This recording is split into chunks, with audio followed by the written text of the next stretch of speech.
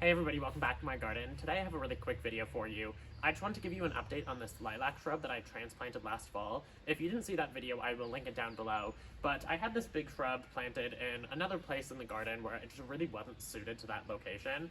So I dug it up last fall and transplanted it over to this corner. I didn't get a ton of roots with it, so I didn't know how well it was going to do.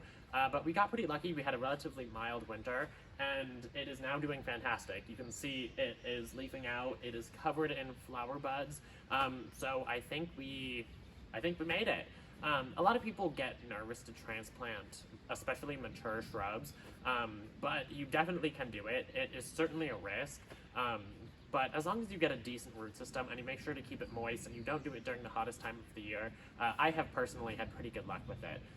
So if you needed some encouragement to transplant any shrubs or small trees in your garden, you can take this video as that encouragement, because it is definitely doable, and like I said, as long as you keep it moist, then they usually do pretty well.